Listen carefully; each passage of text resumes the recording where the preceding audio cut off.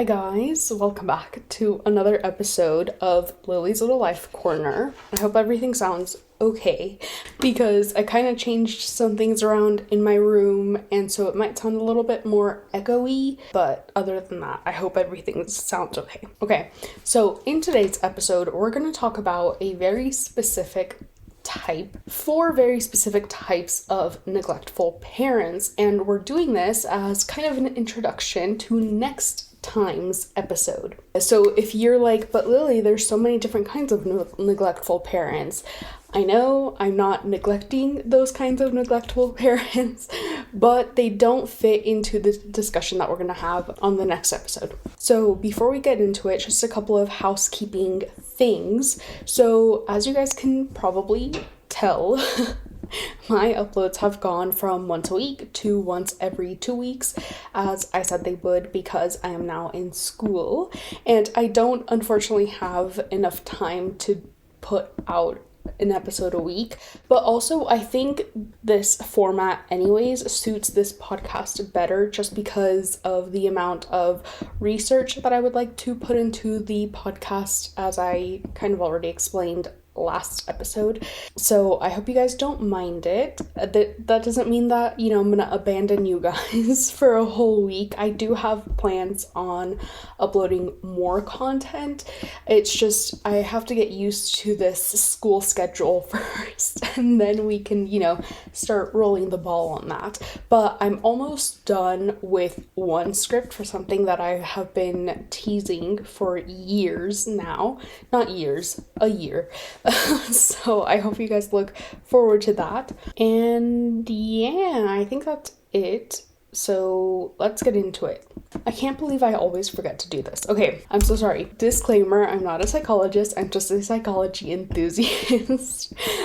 All the research that I've done will be linked in the description. And for this description and show notes in particular, I really do encourage you guys to read through them just because I did a lot of research on very specific and niche things that I wanted to include in the episode, but the articles that I linked from and the studies that I linked from talk about so many more things than just the things that we will touch on in this episode. So make sure to check out the links in the description and in the show notes to get that information, okay? So the first kind of neglectful parent that I want to talk about here is the permissive parents. You guys might not think that they would be classified as neglectful, but in my own personal and humble opinion, I do think that they are neglectful because of the things that they let their kids get away with. So what is a permissive parent? Well, according to an article that I found on Very Well Mind, permissive parents are, quote, a type of parenting style characterized by low demands with high responsiveness. These parents do not expect mature behavior from their children and often seem more like a BFF than a parental figure. And again, reading that or listening to that, you might think, well, that doesn't sound very bad. Like, I want to be my kid's friend. I want my my kid to feel safe with me as if I were their friend. However, when you go too far in that, where you're thinking, yeah, they feel safe with me because I'm their friend, not their parent, kids tend to lack guidance, social skills, and they have no means to prepare for their future, not just career-wise and education-wise, but even things like cooking, knowing how to shower, knowing what to eat, how to eat. Those things can be very important in somebody's life. This Very Well Mind article goes on to say, quote, kids with permissive parents often lack self-discipline and struggle with poor decision-making. Permissive parenting can lead to lower academic achievement and risky behavior in kids. These things might seem small and might be something that as a parent, you're probably thinking and looking at your kid, you know what? Do I really need to make them shower? Do I really need to make them stop eating junk food? Do I really need to make them turn off the TV or turn off their tablet? Do I really need to make them do their homework? They really don't want to do these things. But these are very small things that do affect people well into their adulthood and can lead to bigger consequences. The article also says, quote, since their parents do not set or enforce any type of rules or guidelines, these kids struggle to learn good problem solving and decision making skills. So kind of like how we already talked about, this can affect people well into their adulthood. Take, for example, if you do not have any decision-making skills or any idea of who you are, that could very well lead into becoming a people pleaser, where other people are deciding your life for you and you're unable to say no because you never learned how to make decisions and you never learned how to say no. You were never told no either, so you had nobody to model saying no to you, right? You had nobody to model that behavior to you. Another effect of not being told no is not just not knowing how to say no, but not knowing how to take no for an answer, not knowing how to accept rejection, which again can lead to things like people-pleasing behavior, things like, oh, you rejected me, oh, that means I suck, that means I'm not worthy, right? Or even worse, in my opinion, it leads to the type of people that are awful to deal with. I'm sure my femme presenting and women audience members know all too well about the guy who won't take no for an answer, which I talked about in a previous episode, and that kind of guy can lead into very dangerous behavior and have very devastating effects on women that say no to them, or femme presenting people that say no to them. But even just like in the workforce, if you have a manager who cannot take no for an answer, say you need to take vacation time, right? And you're telling your boss, hey, I'm not going to be here. I can't be here. I need to take time off. If your manager says no, what's to stop them from firing you if you take the time off? But we will talk more about the effects of these kinds of things in the next episode. Similarly, if permissive parents never teach their children any kind of skills, right? If permissive parents see their kid playing video games and say, you know what, I don't really want to interrupt them from playing video games. Let me cook for them. Let me serve them food. Let me do their laundry. Let me do their homework for them in extreme cases. That can lead to kids who don't know how to do anything and who don't know how to prepare for their future, like I already kind of talked about. So for example, not knowing how to cook, that is a very, very important skill to have in life, not just because you can feed yourself, but also because you learn a lot of other skills with cooking that can help you in the future. Those other skills include hand-eye coordination, fine motor skills, but then also think about like when you grow older and you get into a relationship, you're gonna know how to navigate issues in the kitchen, or even just helping with decision-making skills. You can easily navigate those kinds of problems if you were modeled good kitchen behavior in your childhood. The whole point is that small skills like these are very important to learn and grow as you go into adulthood. Same thing with hygiene. There are a lot of parents who don't teach their kids good hygiene, and it's not just about having good hygiene. It's not just about showering, brushing your teeth, brushing your hair, washing your hair, right? It's not just about that, doing your laundry, washing your sheets. It's about knowing how to do those things. Like last year, I want to say around this time last year, there was a trend on social media where people would, you know, those street interviewers that go around the street and just stop people and interview them. Well, there was such an interview where a street interviewer was asking people, how do you guys shower? And so many people were saying, well, I just wash my armpits and then my private areas and then I step out of the shower. That's because their parents didn't teach them good hygiene. That's because their parents didn't teach them how to shower. They just told them, okay, well, you need to shower, but they didn't tell them how they needed to shower. Similarly with teeth care, right? If you know that you need to brush your teeth, but you don't know how to brush your teeth or how to floss effectively or how you should floss, that could also lead to you having teeth problems such as gingivitis, cavities, etc. And having good hygiene skills is also helped by having a good routine and having the discipline to have a good routine, right? So what a lot of these permissive parents will do is they will say, well, you know, my kid is playing video games. If I tell them that they need to stop playing video games so they can go and shower and brush their teeth, get ready for bed, they're gonna be sad, they're gonna be upset. So I'm just gonna let them play video games and I will turn on the shower for them, I'll make their bed for them, and then the kid lacks that discipline to know, okay, it's time to stop playing video games. It's 8 p.m. I need to start getting ready for bed because tomorrow I have school. The kid also doesn't learn how to turn on the shower or how to know when the shower is ready to go. And the kid also will not learn how to make their own bed and how to put on their own pajamas for, going to sleep, how to prepare to go to sleep, all of which can be very important in adulthood because those small skills, like I said, translate into bigger skills into adulthood. But yeah, just in general, it's really, really important to model that kind of behavior to your kids. Okay, this next type of neglectful parent doesn't have a name, scientifically speaking, but the name that I have coined is iPad substitute, and this is on purpose. So when I say iPad, first of all, I obviously mean not just iPads, I mean all kinds of portable devices, Nintendo Switch, phone, tablet, anything that kids can take with them and kids can have with them classifies as an iPad. I'm using iPad as kind of an umbrella term. But I chose the phrase iPad substitutes to refer to these kinds of parents because these kinds of parents don't parent. They let their iPads do the parenting and then they'll step in on occasion, whenever they need to, which is not a lot.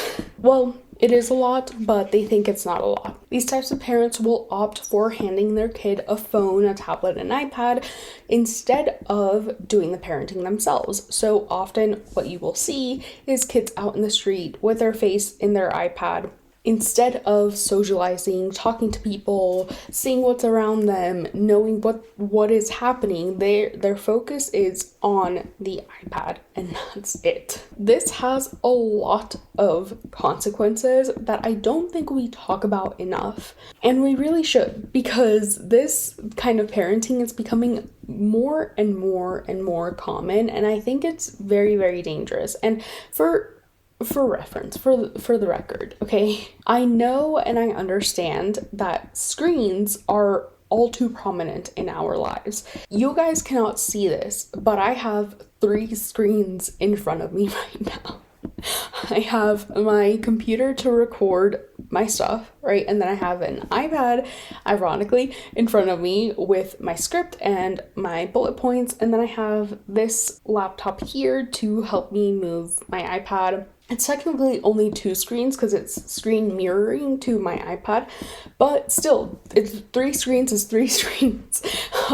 So I know that screens are important in our lives. Unfortunately, they have become really, really important, right? You can't really do much without your phone, and you can't really do much without a smartphone at that. Calendars exist on there, music apps for streaming your music, Netflix, YouTube, your phone, like to make phone calls, all exist on a smartphone, and you can't really go anywhere without your smartphone. In fact, in the past couple of years, I've especially noticed an increase in how much you need your phone. It used to be that it was just, a phone to dial people, call people, music apps, and then maybe YouTube and, calculator, calendar, stuff like that. Just very simple apps that you could go on for a little bit and then turn your phone off and, whatever. But now you need your phone to scan QR codes, to create accounts,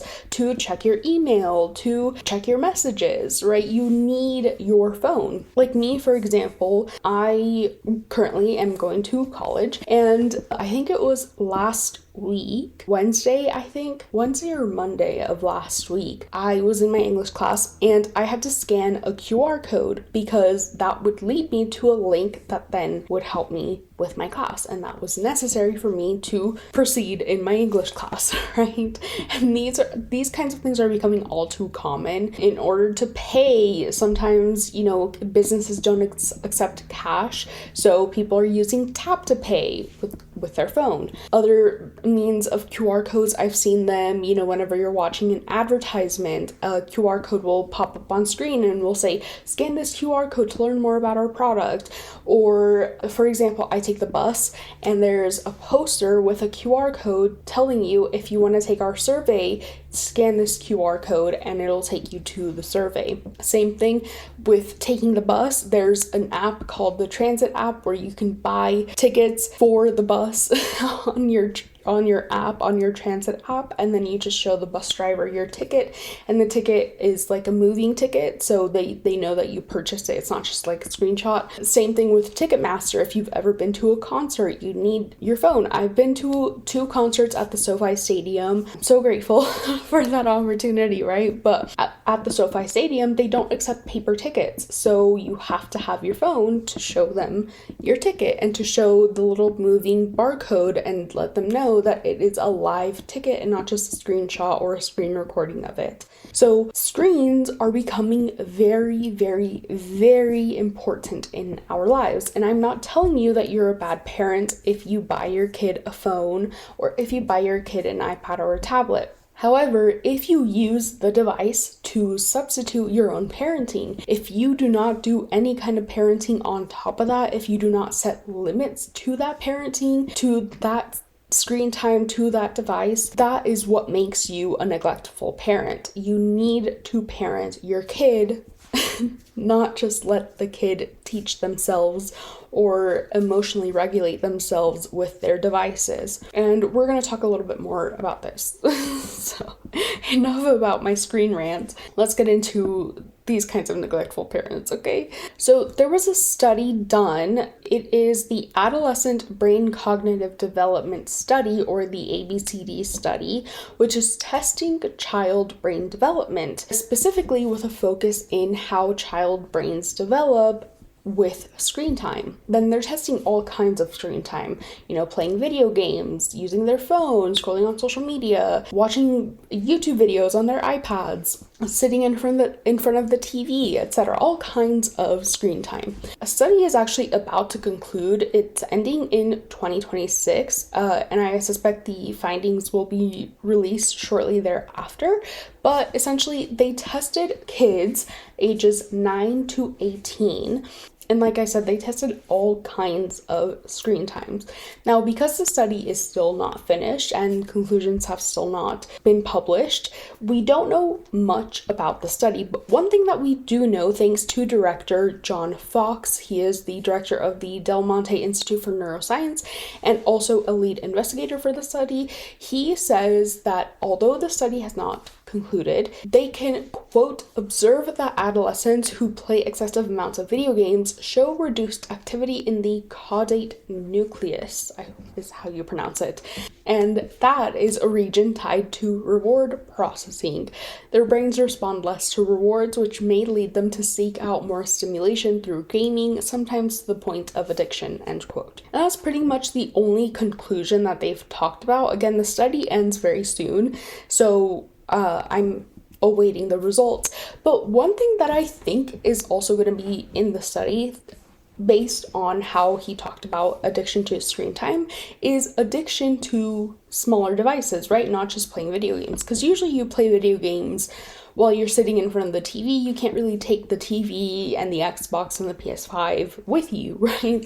It's not really portable. There are portable video games like on your phone, your iPad, computer, but for the most part, video games, I'm aging myself, but for the most part, when I think of video games, I think of sitting in front of the TV with a controller in your hands, right? But I think this can go over into how kids are addicted to their portable devices. So when we went to my grandma's funeral, we stopped at a taco place, and this was in California, so there's a lot of good taco places in California.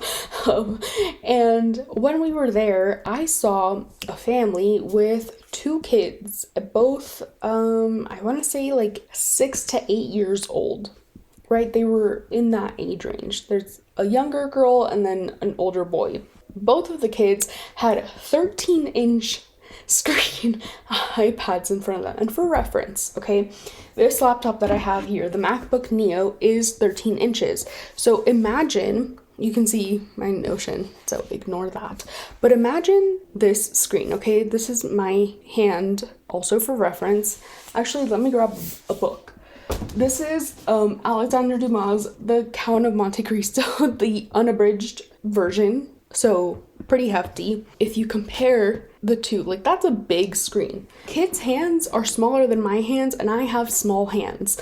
So imagine just two little like 6-year-old kids just with a screen this big, 13 inches, hunched over their iPad just like that. If you're listening, I just hunched over my computer. It's crazy. It was interesting to watch also because this taco place, it has an outside kind of food area, and then you go inside to order your tacos. So these kids, they were just sitting at the table, just staring at their iPads. They were, hunched over. Their posture, not good. Their iPads so close to their face. And when their parents, asked them, hey, what do you want to eat? They took a while to answer because they were so focused on their YouTube video that was playing on their iPad. And it was so interesting to me to watch that because they couldn't even look up to answer their parents and show their parents that kind of respect. Whatever respect may mean to you, to me, that's like the smallest form of respect, is to look at someone when they're talking to you, right? And so they couldn't even look away from their iPads long enough to tell their parents, oh, I want 3 tacos. Or I want 2 tacos. I want some rice on the side or some beans on the side or whatever, right? They couldn't even do that because they were so addicted and so distracted by whatever was playing on their iPad. And it wasn't an educational video like a Miss Rachel video. It was a high stimulation, addicting kind of video. It wasn't Cocomelon, but it was on the same level of Cocomelon, that same level of distracting, overstimulating, etc., etc. I'm sure you can imagine what kind of video. So one of the things that I'm anticipating in the study is that addiction of how certain types of content makes you even more addicted to your screen. I mean, just think about you as an adult, how addicted to TikTok you might be, right? It's short form content and you can scroll. Whenever you get bored, you just scroll and move on to the next thing until you get bored from that thing as well, and then you scroll away. Speaking as, somebody who was addicted to I say was because I no longer have the time to be addicted to TikTok, but I'm sure if I had more time, I would be still, in the bathroom scrolling on my phone for minutes upon minutes upon minutes. So yeah, that's one of the things that I am anticipating. Also because speaking on the same kind of subject and topic, I don't know if you guys have ever noticed what happens when a kid like this has their device taken away. I've been outside long enough to not just see multiple, like a concerning amount of kids with a screen in front of their face. I don't have my phone with me right now, but let me take one of these smaller books. Hold on. All I'll see is just a kid in the street, the store, whatever, with a book or with a phone bigger than their hands, just staring at the phone, walking, not watching where they're going. And somehow, some way, they don't bump into anyone or anything. But the point is, they're not looking around. They're not, talking to their parents, talking to their siblings, observing the trees, looking at the sun. They're not doing any of that. They're just with their face in their phone. And it's a big ass phone too for their small hands. And it looks so dystopian. I've been long enough to see, or outside enough times to see that kind of concerning behavior, and the amount of kids that I see doing that is also highly concerning. But because of that, because I've seen so many kids with their face in a screen, I've also gotten the unfortunate chance to witness what happens when that screen is taken away from them. 10 out of 10 times, they throw a temper tantrum or they resist, right? Their parent goes to take their phone away, and the very first thing that the kid will do is dodge, evade. And sometimes I've even seen times where the parent wasn't reaching for the device. They were reaching for something else, but the kid thought that they were reaching for the device, so they moved their hands away and prevented their parents from taking their device. And then so it's crazy to see as a bystander how addicted to devices these screens how addicted to screens these kids are. And if you guys haven't seen that in real life, like in person, I'm sure you guys have seen it on TikTok or on Instagram Reels, where a parent will take their kid's device away and then all of a sudden they throw a screaming match, right? They're like, no, give me my phone back.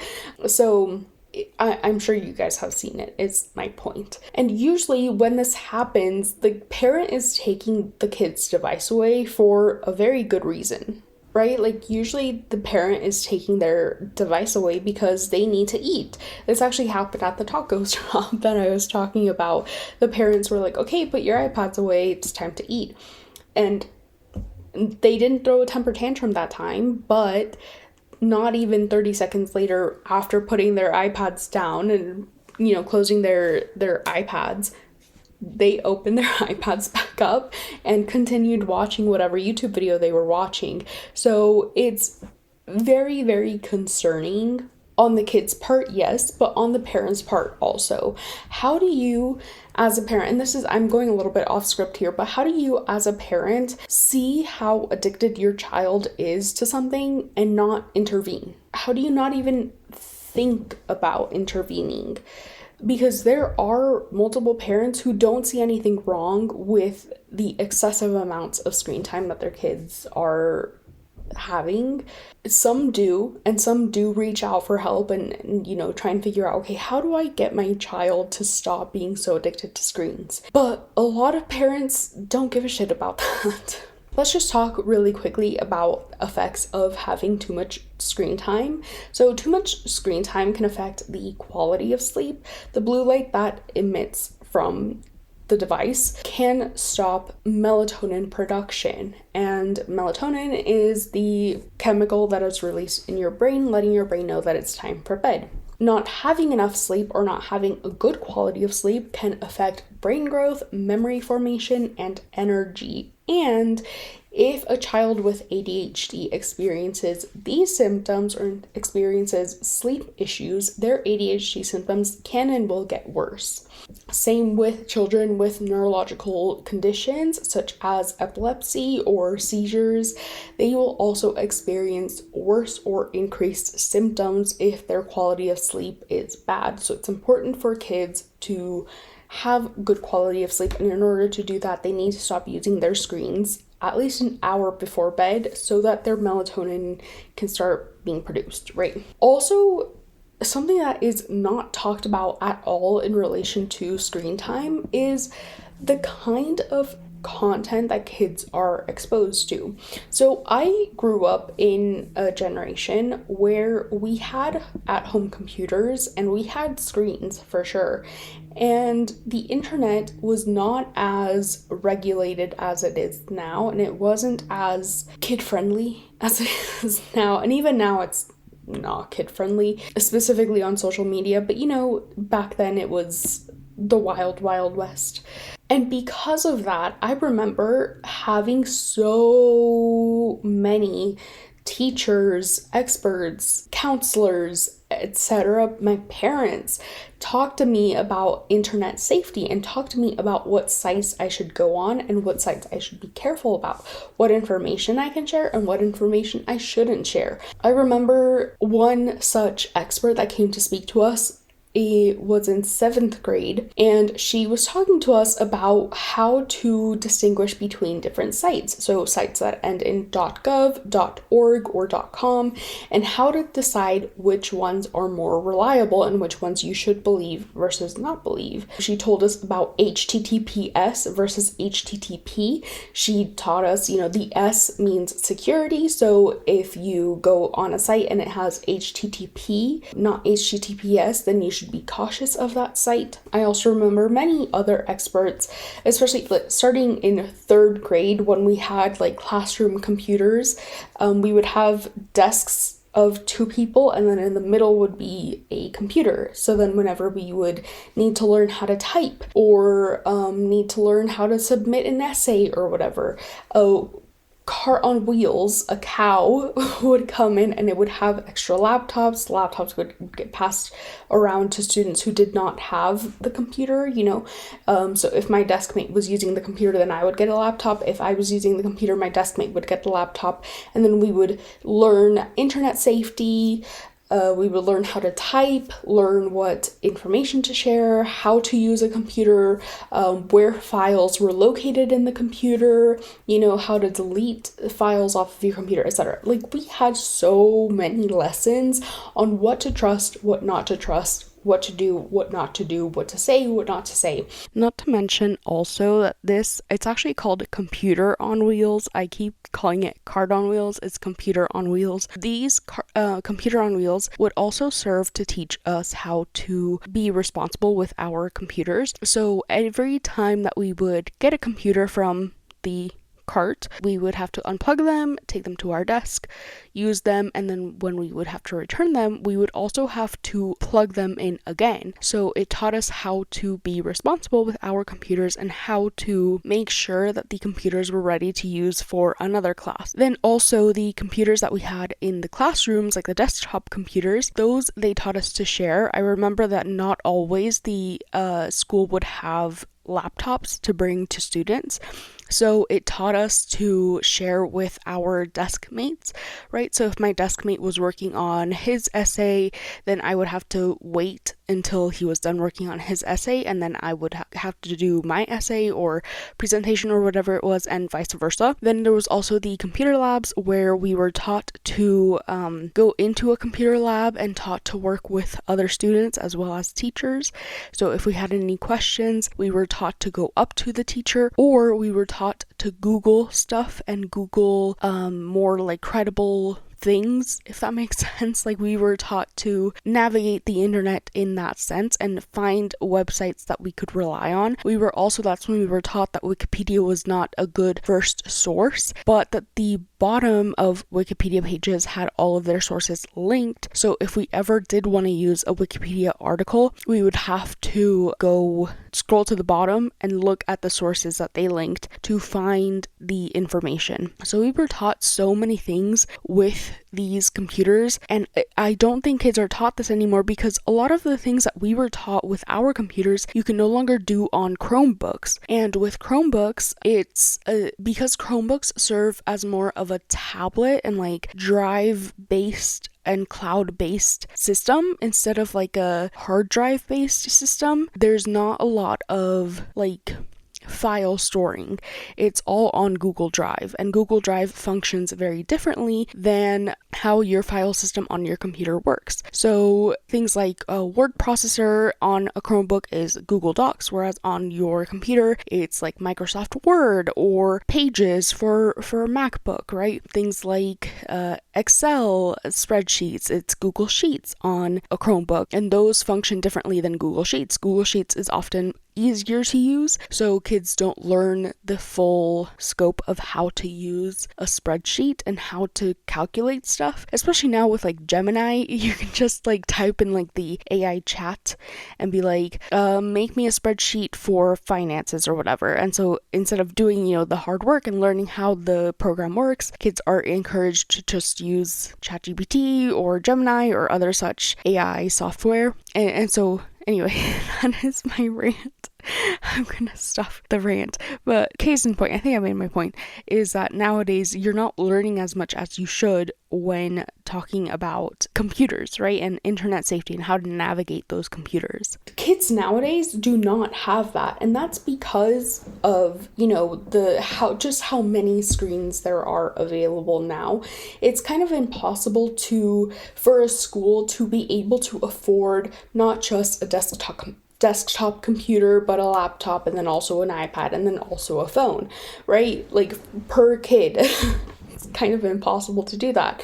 With the cart on wheels and the desktop computers in the classroom, it was, if you had 26 kids in a classroom, you only needed 13 desktop computers. Oh my god, my speech impediment is acting up. I'm so sorry. And then with the cart on wheels, you would only need 26 laptops for the entire school. And then, you know, whenever a teacher would need to use the laptops, she would put in a request, or they would put in a request, okay, my class needs to use the cart on wheels for an hour on this day, and they would check out the cart on wheels would come to the classroom, laptops would get passed around, and then, you know, once the hour was over, we would put the laptops back, the cart on wheels would go back to the library, and then another classroom could check out the cart on wheels. Then when Chromebooks came into the picture, it was a lot more because Chromebooks are significantly cheaper than like a MacBook laptop.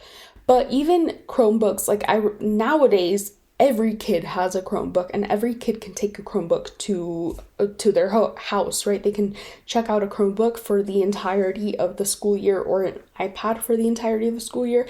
Actually, my middle school tried to do the iPad checkout for 1 year, but they very quickly gave up on that. Like, I remember creating an Apple ID, and then the next week, like, we did not see the iPads ever again.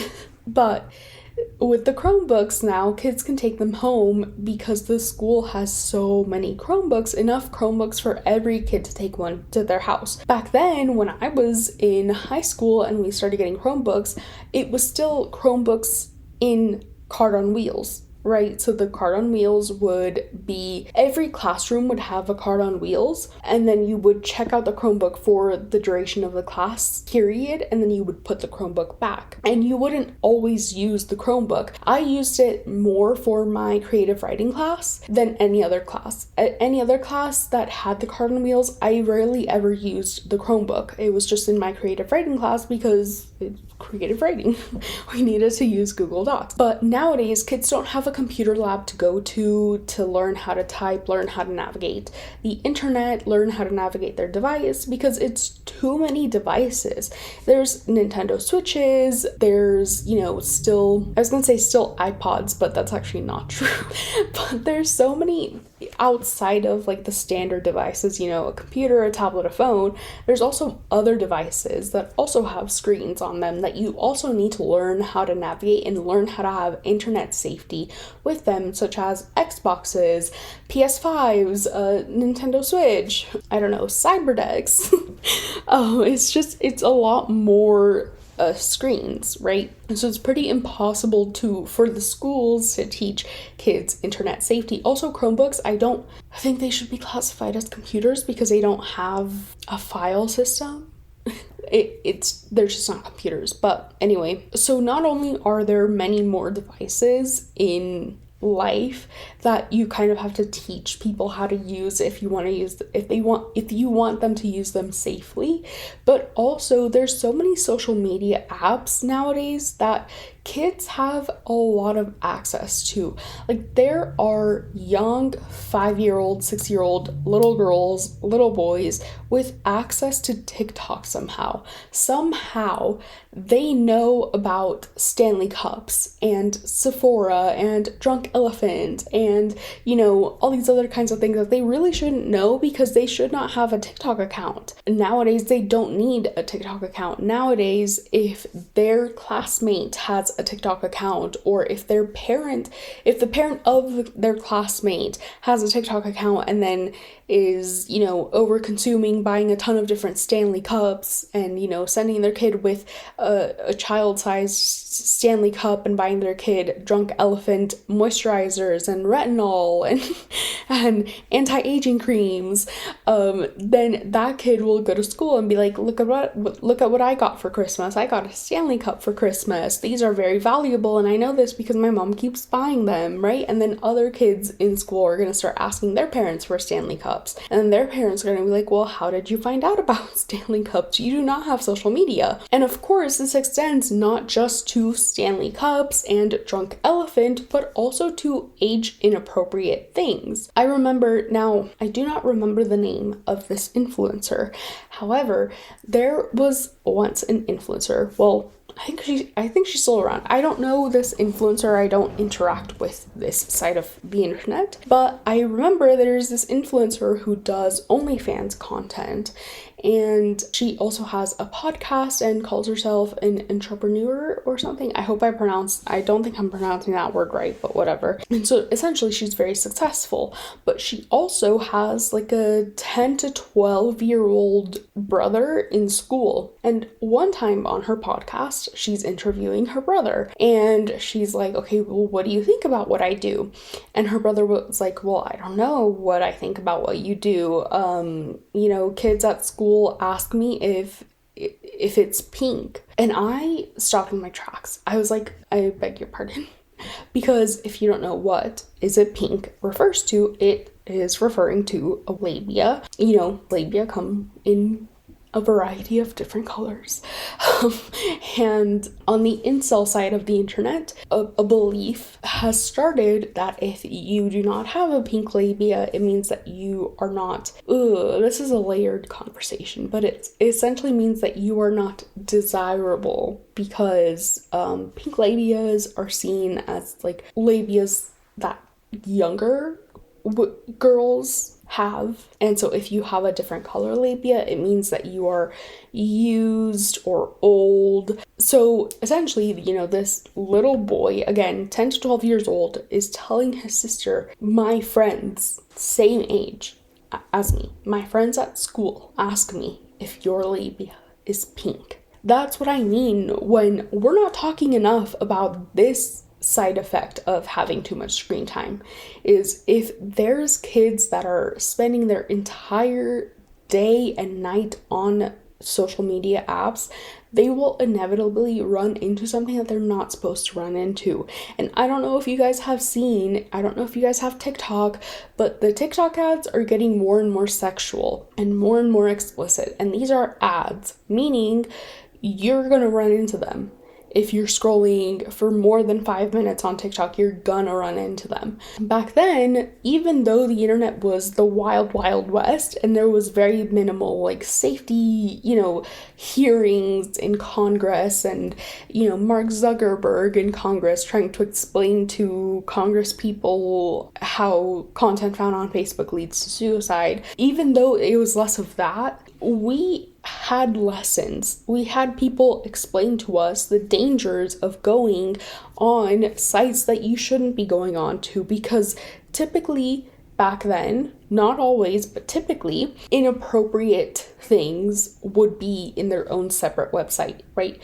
You would have to go out of your way to find inappropriate websites. Nowadays, inappropriate content is found all over the place. It's found in TV shows, social media, advertisements, things that kids are inevitably gonna run into on their day-to-day lives, especially if they're on social media so much. And also with unrestricted access to social media, it's in the name, social media, inevitably, unfortunately, the kids are going to run into people that they really should not be talking to, and that can lead to grooming, again, being exposed to things that they shouldn't be exposed to, especially now with the creation of AI, and AI being so accessible to anyone. And especially, I'm thinking of Grok, and how if a kid is peer pressured into sending a picture to somebody, I know I was, when I was in 6th grade, I was pressured into sending a picture to somebody that I really should not have been sending my 6th grade 12-year-old self picture to. But I'm just thinking now there's Grok, and now,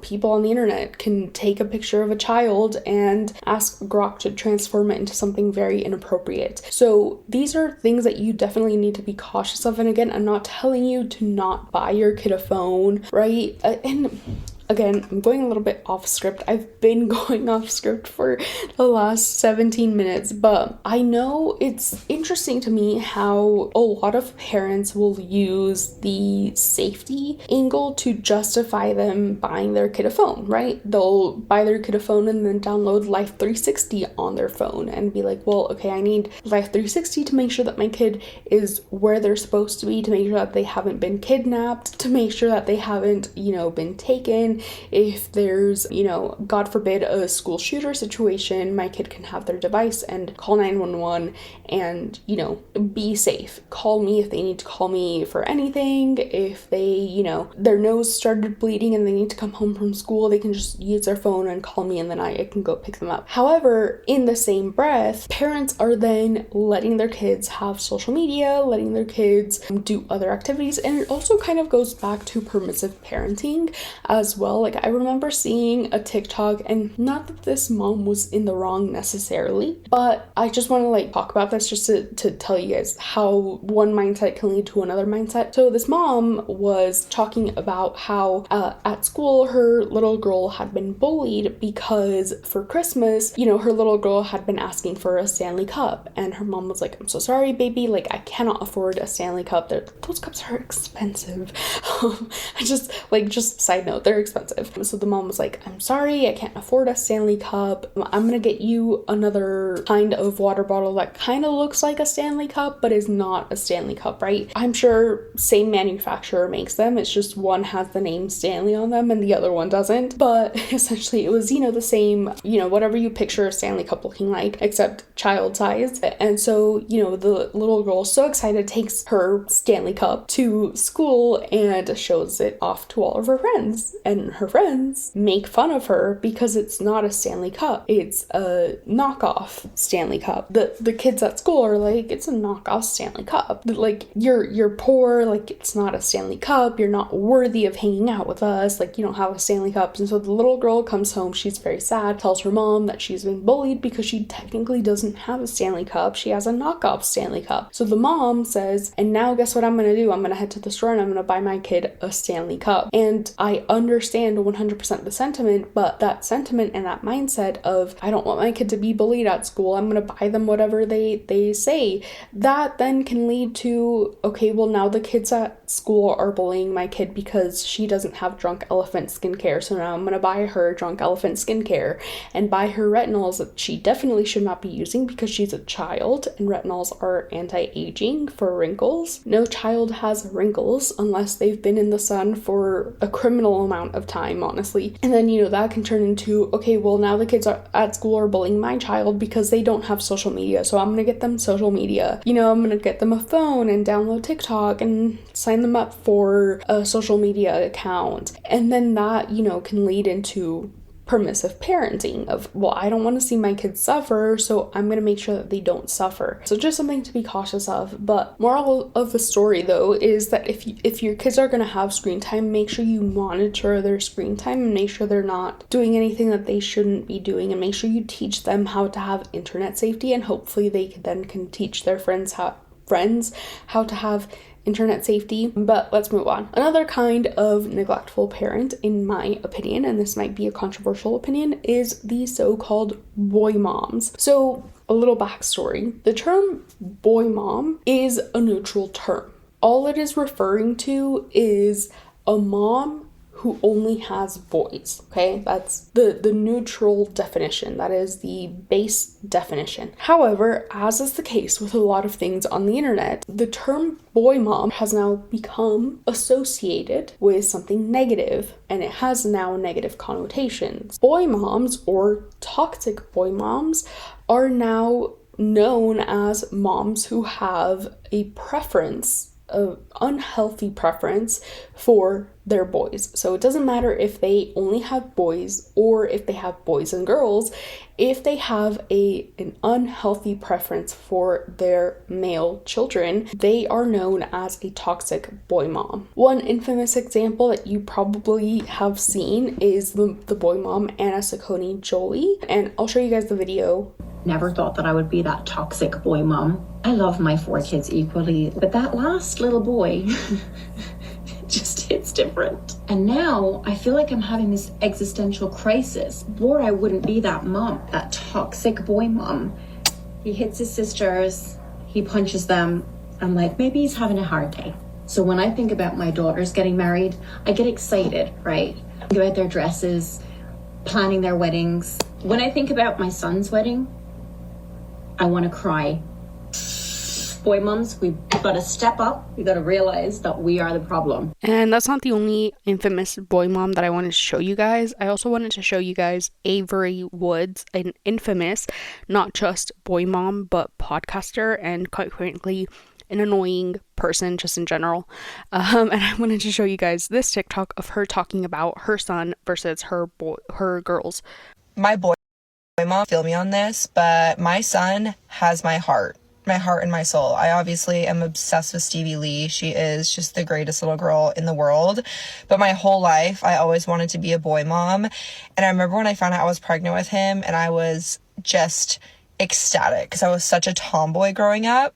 Anyways, the whole point of me making this video is I had to share his preschool photo with you, because when I tell you, I opened up this email and I just hysterically cried. He is just everything. First of all, let me show you his photo from last year, because the difference 1 year makes, my heart is crushed. Okay, this is last year. He is just, I just want to squeeze him. He's so cute. Also, fun fact, I forgot it was picture day, and I sent him to school in like a beach tank top. So his guns were showing, no big deal. But let me show you this year. I have no words.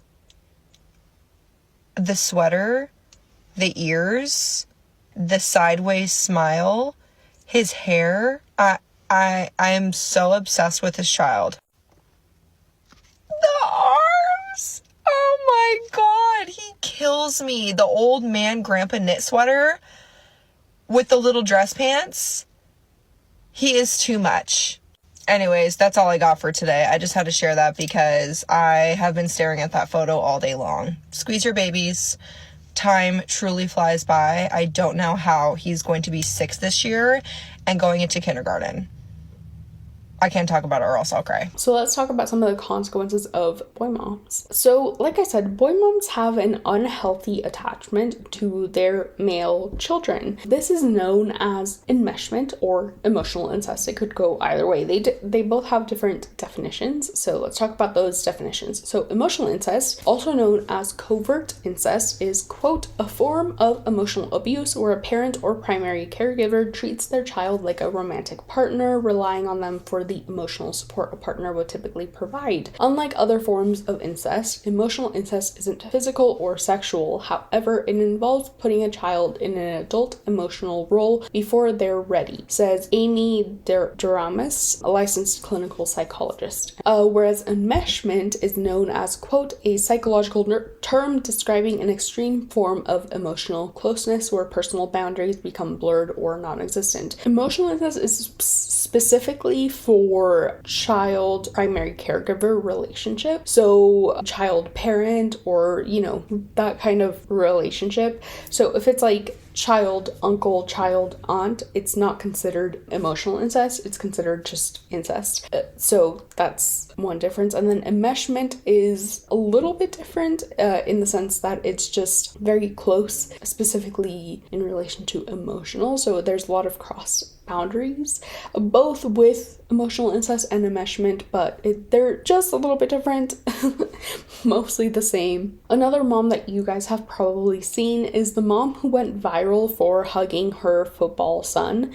You're probably listening to this thinking, well, it's a mom hugging her son. There's nothing wrong with that. However, if you guys have seen the video, if you guys have seen the viral video, you will know that the way that she was hugging her son made a lot of people think that she was hugging her boyfriend. It made a lot of people think that the son was being hugged by his girlfriend. It made people think that it was a romantic relationship. And then when people looked at the caption and read that it was a mom and son, they were like, I beg your pardon, right? Because it wasn't just a hug. It was, the mom was straddling, right, her legs around her son's hips. That's very inappropriate. Both enmeshment and emotional incest are considered forms of abuse because they offer no privacy to the child. The child has no privacy whatsoever. Similarly, with both emotional incest and enmeshment, if the parent treats their child like a romantic partner, obviously incest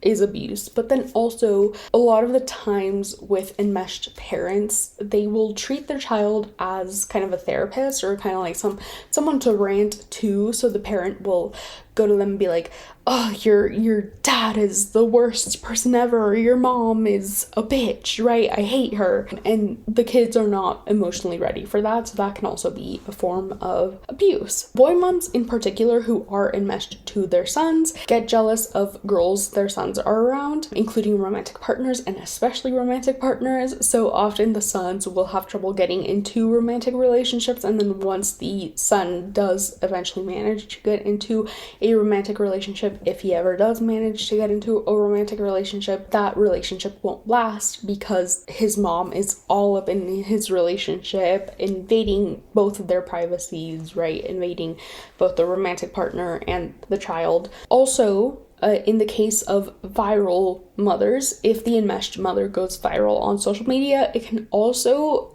then create bullying and gossip for the young boy at school, and the young boy either will have to defend his mom and be like, listen, stop talking about her, you know, she's my mom, I love her, or will have to be like, yeah, it's weird, isn't it? I don't know what got into her for saying that or whatever, right? Essentially just bullying, gossip. Kids can be cruel, that kind of thing. Another thing that I don't think we talk about enough in relation to boy moms is how boy moms often have internalized misogyny. So I'm going to get into internalized misogyny a little bit later, but what this leads to is boy moms, if they have girls, and obviously I'm using toxic boy moms as the term, but if the mom has both a son and a daughter, the boy mom will favor her son. So chances are the son will face little to no consequences for the same action that the daughter faced severe consequences for. Often the excuse behind this is the whole boys will be boys and girls need to mature faster than boys, or girls mature faster than boys is often how I've heard it. So there's this expectation that the daughter needs to mature quickly and the son has all the right in the world to explore and do whatever it is he wants, right? This can also lead to boy moms not teaching their sons empathy. So empathy, if you guys don't know, is, quote, the ability to understand and share the feelings of one another. Typically how it's taught is in childhood. It should be taught in childhood anyway. And how parents can teach their kids empathy is through reading them fictionalized stories and having them relate to the fictional characters and have them, you know, empathize and see the differences, but also relate to the characters and understand from their point of view. But another way that they can learn empathy is through sibling relationships. Sibling relationships are very important if you have a sibling, because sibling relationships can shape the way that you go about interacting with the world. It can shape who you are as a person. Often, in fact, a lot of the times, siblings will have conflicts, right? Whether that be toy sharing or bullying, whatever, you know, it's a range. Sibling relationships are often complicated, but often sibling relationships will have conflicts that then need to be resolved. So the job of the parent is to help their children resolve these conflicts, teach them healthy communication, ask them how they're feeling, talk about their feelings, talk about how the actions of their sibling hurt them, talk about how maybe they hurt their sibling through their actions, etc. So in the case of boy moms, because boy moms favor their sons, if the son has a conflict with the daughter, often the boy mom will favor the son's side and will side with the son, which then leads to less empathy in the child, right, in the son. And actually, Karina Schumann, who is a doctor and a professor of social psychology, says, quote, scholars have shown across domains that empathy motivates many types of pro-social behaviors such as forgiveness, volunteering, and helping, end quote. And not having that can lead to aggression and bullying. So the sons will often turn into bullies if they do not have a healthy example of empathy or a healthy example of communication, right? And resolving conflict. I put boy moms under types of neglectful parents because of this, because boy moms often neglect the needs of their daughters and their sons in different ways, but still are neglectful of both of the needs of their sons and their daughters. The toxic boy mom will neglect her daughter by obviously not favoring her as much. So how this can look like is the son will often get better presents for Christmas than the daughter. If both the son and the daughter want to go to college, the mom will say, sorry honey, I don't have enough money for you to go to college, but I do have enough money for your brother to go to college, so your brother's gonna go to college and you're gonna stay at home and learn how to be a wife who serves her husband. Which, relates to internalized misogyny. We'll get into it. But, it can lead to things like that. Same thing, if, say, the daughter has issues at school, but then the son also has issues at school, the toxic boy mom will only pay attention to the son and his issues at school and will try and resolve the son's issues at school, but will ignore the daughter's issues at school. So neglectful in that way, but then also neglectful of her sons in the sense of not teaching her son anything and being a permissive parent to her son. So that's why I put this under types of neglectful parents. In terms of internalized misogyny, I almost said internalized psychology. It's internalized misogyny. They tend to teach their children similar values. So if the mother believes that women are only good in the kitchen and serving their husbands, then she will then pass that on to both her daughter and her son. She'll teach her daughter to become a good wife, and she'll teach her son to expect a good wife. Chances are the daughter will heavily internalize it and want to become only a wife and nothing more, and chances are the son will also internalize it and want a woman who is only a wife and nothing more. This also affects the expectations. So like I said, the whole idea of boys will be boys and girls mature faster than boys also adds to this higher expectation of daughters versus sons. And then actually let's talk about a study that was done on internalized misogyny. So I'm going to read directly from the study. It says, quote, internalized misogyny in women refers to the internalized feelings of self-hatred that perpetuate the belief in their own inferiority to men and the unjust denial of their entitlement to equal rights. This phenomenon is fueled by contempt of animosity towards women who deviate from societal expectations associated with femininity, as well as a general disdain for women based on the unfounded notion of their inherent inferiority and filthy nature, end quote. So if we take this definition of internalized misogyny and apply it to this daughter-son, toxic boy-mom relationship hypothetical that I'm putting out there, it should be of no surprise that then the mom would view her daughter as less than her son, right? She would view her daughter as inferior to her son.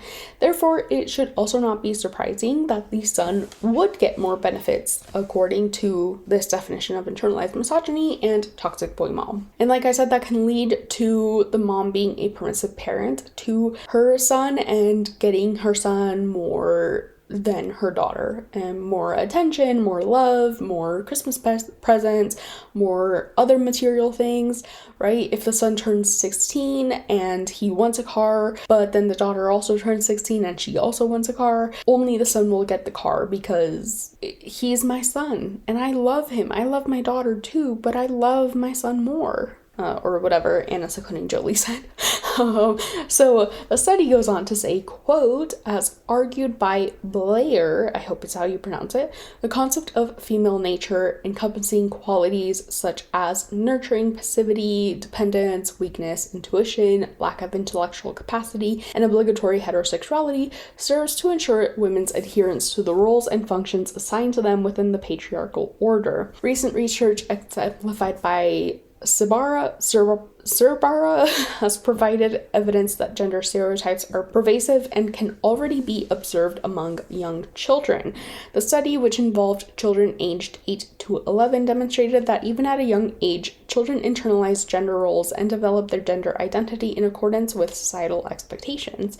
They passively accept gender stereotypes that portray women as less competent and independent, while presenting men as lacking sensitivity and expressiveness, end quote. And by the way, the study linked in the show notes notes and in the description is titled, it's actually not a study, I'm so sorry, it's a journal titled Internalized Misogyny, the Patriarchy Inside Our Heads. But anyway, so as the journal says, there was a study done involving children aged 8 to 11 who showed that they also have internalized misogyny. And because of that, because we know that children internalize gender stereotypes and how parents and society act, we know that if a mother were to show her daughter internalized misogyny, the daughter would then internalize that misogyny. Same thing can happen with the son. So like I already said, the daughter is taught how to be a good wife and the son is taught to expect a good wife. And then if the daughter doesn't then work on her internalized misogyny, she can then pass down that internalized misogyny onto her own children.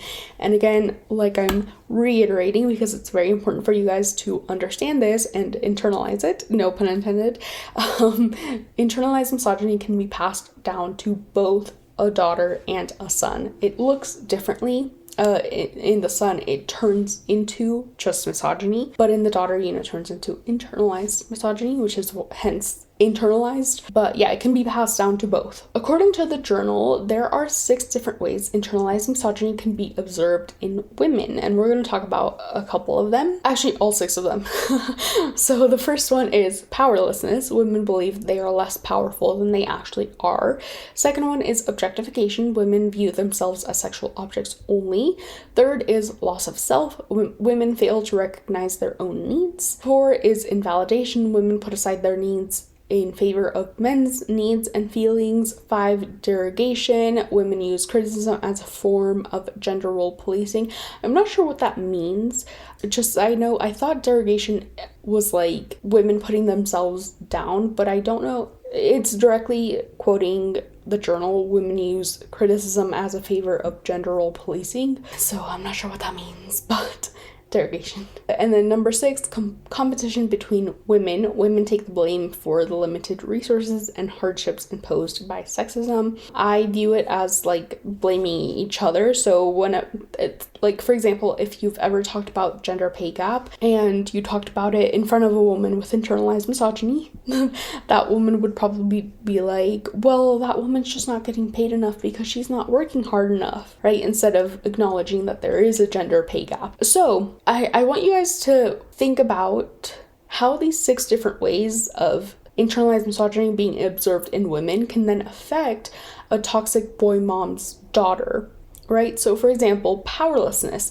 If the toxic boy mom has that internalized misogyny of thinking women are less powerful than they actually are, or less powerful than men, that's typically how it's presented, the daughter might then accept treatment of her brother being better than her own, right? She might internalize and say, well, yeah, my brother's just better because he's a man and I'm a woman, and that's why I'm not getting good Christmas presents.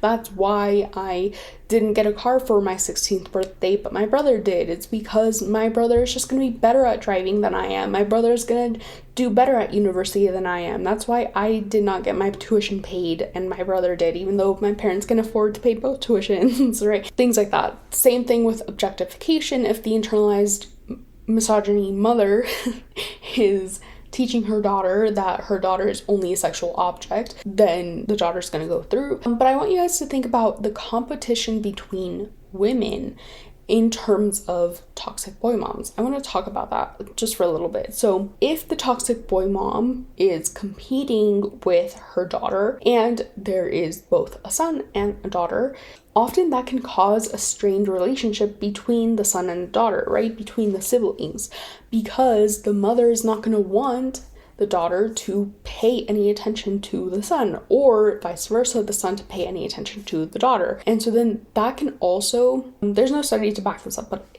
in my own opinion, could possibly lead to the son internalizing that thought process and not having a healthy relationship with his sister to kind of debate that viewpoint, right? Not having a sister to tell the son, hey, by the way, this is a wrong mentality to have. Wow, this video is so long. But last but certainly not least, and likely unexpected for a lot of you guys, the last type of neglectful parent that I want to talk about is girl dads. Yeah, we don't usually talk about girl dads. In fact, when I looked up girl dads, okay, when I looked up boy moms, all the toxic stuff came up, right? All of the moms who had gone viral for being enmeshed with their sons, for emotional incest, think pieces on how boy moms are toxic, opinions, etc., etc. So many of the toxic things came up. When I searched up girl dads, it was nothing but positivity. Nothing but girl dads are overprotective and they're caring and they worry about their daughter's safety. And what's more is that when I searched up negative side effects of girl dads, instead of toxic girl dads coming up, it was articles like 9 struggles with raising girls, the bad side of raising girls, how I struggle raising 4 girls. It was on the girls' part, it wasn't on the dad's part. So all of this is to say that this is very misogynistic and kind of proves my point a little bit. So it was hard for me to find any kind of negativity when talking about girl dads. So I just want you guys to be aware. There's unfortunately not a journal talking about toxic girl dads. And again, neutral term. Girl dad refers to a dad who only has girls. A dad whose only children are girls. However, toxic girl dads, something different. And we're going to talk about toxic girl dads. So like I said, there's no negative, there's no studies, no think pieces, no opinion pieces on the negative side to having a girl dad, a toxic girl dad. But I just want to let you guys know they exist. And we're going to talk about them. So one of the negative side effects of girl dads typically and mostly lies in control. It lies in the belief, misogynistic belief, that you can own women, that women are something to own rather than their own individual person. It also lies in the misogynistic belief that women are weaker than men and who cannot defend themselves or protect themselves against men. Also, big irony is like needing to defend ourselves from men, right? And having, anyway, I'm not gonna get into it. But one such actually very popular genre of toxic girl dads that is accepted, unlike toxic boy moms, is the type of girl dads who pose with their daughters for prom night. Have you guys ever seen those pictures or those posts? I actually found an entire Bored Panda article with pictures of that similar kind of genre, and we're going to take a look at some of these pictures. So the first one that I want to show you guys is this meme that shows 2 pictures. On the left, there is a picture of a high school aged boy and a high school aged girl doing the typical prom pose, right? The boy is hugging the girl from behind. On the right, however, there is a grown man hugging the same young boy from behind. And the caption on the picture reads, "Whatever you do to my daughter, I will do to you." There's this other picture of a girl who looks like she is 11 years old at most, and she is standing with her dad. It's a picture of her and her dad. Her dad has a very wide, excited smile, and the girl looks very annoyed. She's wearing a t-shirt that says, "Stay clear, boys, this is my dad." And on the shirt, there is a picture of a shirtless, muscular, tattooed dude. That being her dad, right? Also, because she's very young, she doesn't even look like she's in middle school yet. Why are you giving your daughter, who's not even in middle school, a shirt with your shirtless picture on it saying, "Stay clear, boys, this is my dad"? There's other pictures that I want to show you, like this picture of a dad wearing a shirt that's hat. So, okay, before I get into the picture, some little context, a little backstory. The picture was taken by the boyfriend of the dad's daughter. So this is the boyfriend taking a picture of his father-in-law. They are at his apartment. They are at the boyfriend's apartment. It's the daughter's parents and the daughter at the boyfriend's apartment, okay?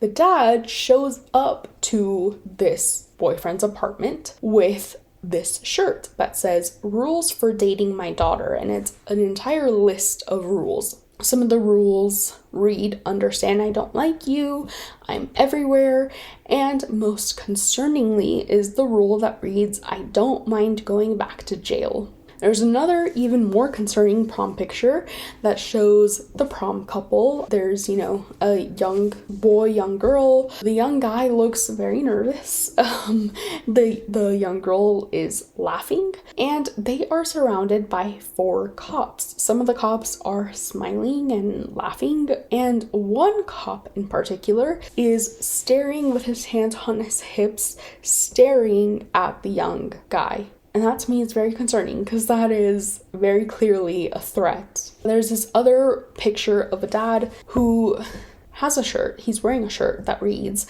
guns don't kill people, dads with pretty daughters do.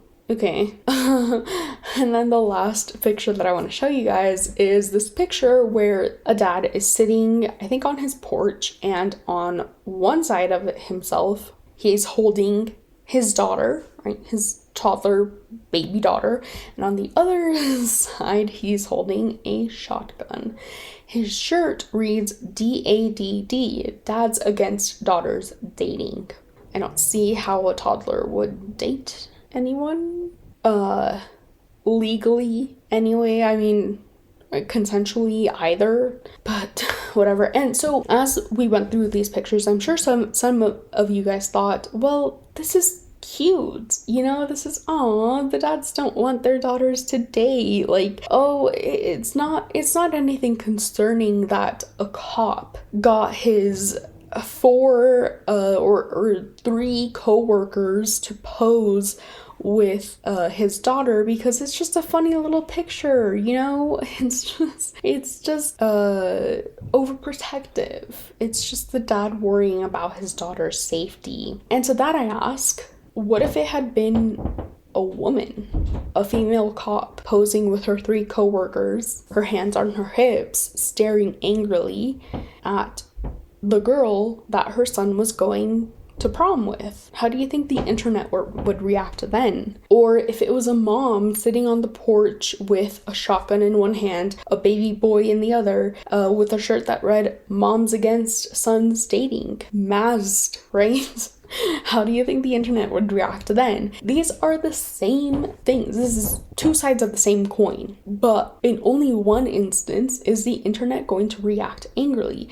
In only one instance is the TikTok or the post going to be parodied by Madison Humphrey. In all the time that I had followed Madison Humphrey, I don't think she ever parodied a dad being quote unquote overprotective of his daughter. These types of dads also are enmeshed to their daughters and also do emotional incest. And let's look at the definition again. Definition of emotional incest, quote, where a parent or primary caregiver treats their child like a romantic partner. Okay, so looking back at the Dads Against Daughters Dating, the dads don't shoot people, or guns don't kill people, dads with pretty daughters do.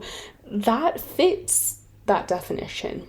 It also fits the controlling definition, what it means to be a controlling parent. You don't believe that your child has any kind of autonomy over their own decisions. You don't believe that they should have any autonomy over their own decisions, especially when it comes to dating. Again, like I said, with boy moms and meshed boy moms, a lot of the times their sons have trouble finding a romantic partner because their enmeshed mom is all over that relationship and with very controversial opinions about that relationship, right? Same thing with these dads. The exact same thing with these dads. Like, imagine you show up to pick up your prom date. Imagine you invite your in-laws over to your apartment and the parent of your partner shows up with a shirt that essentially threatens you and says, I don't mind going to jail again. I don't mind returning to jail, right? That's a threat. That's a direct threat of violence. I would break up with somebody who had parents who were threatening my life. I'm sorry, I love you. I love my life more. I'm sorry. relationship over, you know? It's the exact same thing as toxic boy moms, but you never see anybody talking about it as if it were the same thing. You never see anybody talking about it as them being two sides of the same coin. Instead, boy moms are talked about very, very negatively compared to girl dads. Girl dads are talked about very, very, very well. Again, the word that is used for a girl dad is overprotective. It's not overprotective, it's just controlling. Another thing that Very Well Mind lists under what emotional incest looks like, and we're talking about the emotional incest article, is monopolizing the child's life. The parent monopolizes the child's life and expects the child to restrict their friendships and activities to meet the parent's emotional needs. Again, this fits not only the toxic boy moms that we looked at, but the toxic girl dads that we're currently looking at. Not to mention, if the child is not given any sort of freedom by either a toxic boy mom or a toxic girl dad to figure out who they are, figure out what they like, what their romantic interests are, sexual interests are, what their sexuality is, gender identity is, they're not gonna know who they are, and that can also lead to having people-pleasing qualities, right? Not knowing who you are makes you more susceptible, unfortunately, to other people dictating who you are and other people deciding who you are for you. So I listed this under neglect and neglectful parents because these overprotective, quote-unquote, girl dads are neglecting the emotional needs of their daughter, right? It's whether you believe that romance is an emotional need or not.